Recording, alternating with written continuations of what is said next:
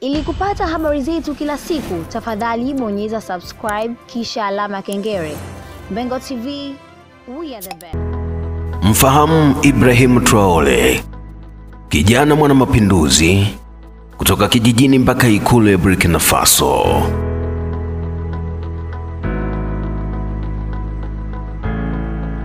Alizaliwa mbali na miji mikubwa katika kijiji kidogo kilichosahaulika kwenye ramani.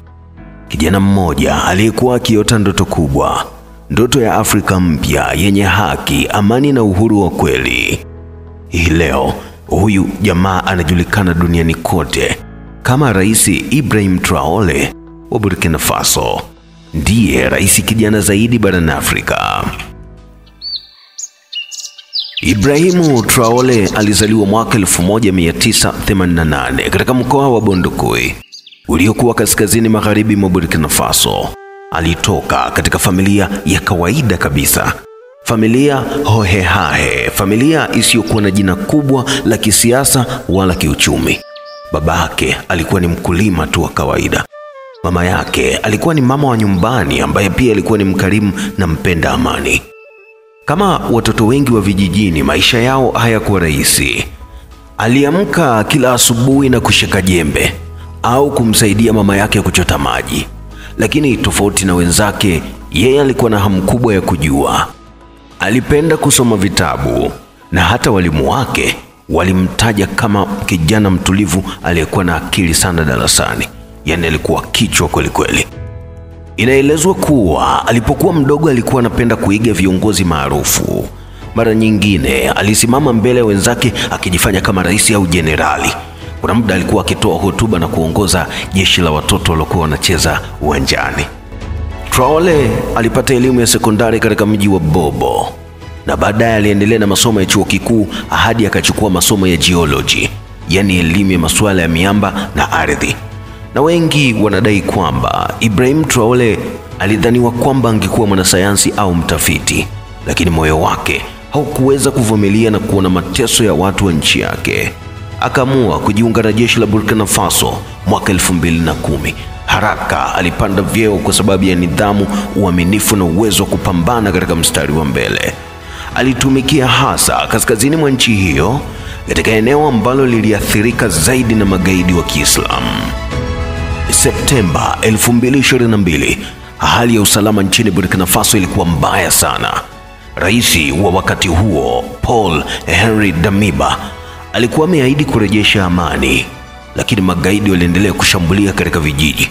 Watu wakakimbia katika makazi yao. Hata wanajeshi ambao walikuwa mstari wa mbele, baadhi yao nao walikimbia. Ibrahim Traore alijitokeza kuzungumza kwa niaba ya wanajeshi waliokata tamaa. Halafu tarehe 30 mwezi wa 9 akaongoza mapinduzi ya kijeshi bila umwagaji damu. Akachukua madaraka kwa amani na mara moja akatangazwa kuwa rais wa mpito. Jambo la kushangaza, alikuwa na umri wa miaka 34 tu, lakini ghafla vyombo vya habari vikaanza kuuliza, huyu kijana ni nani huyu? Je, ataweza kweli kuongoza nchi? Ngoja nikukumbushe jinsi mapinduzi yalivyofanywa.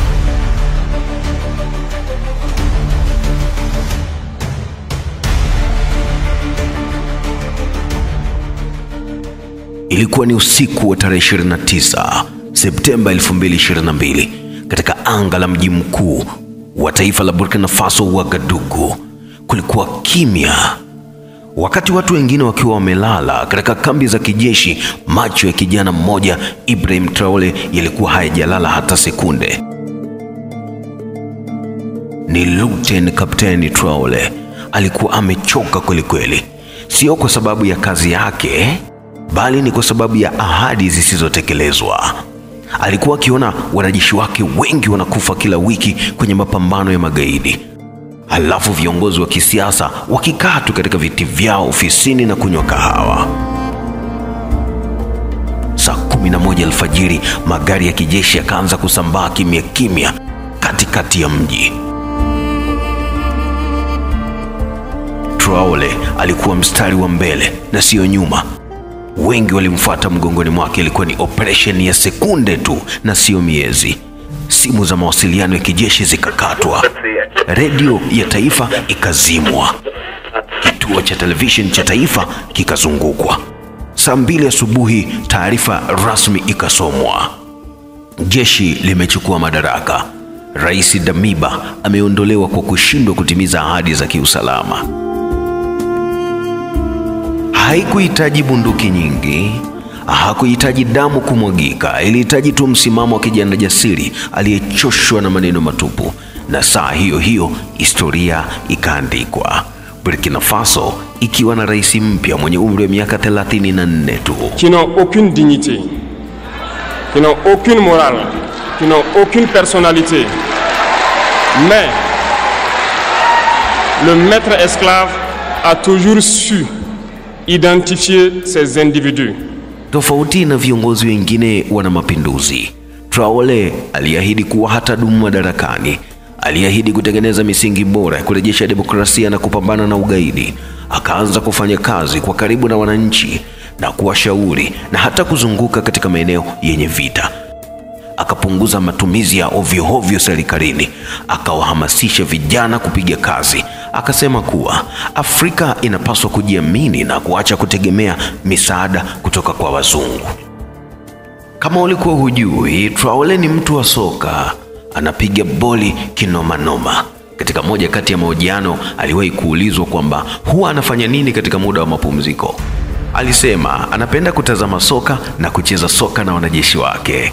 Watu wanasema licha ya kuwa ni rais, lakini bado anabaki kuwa mmoja kati ya watu wanyenyekevu kwelikweli na wanaomwogopa Mungu.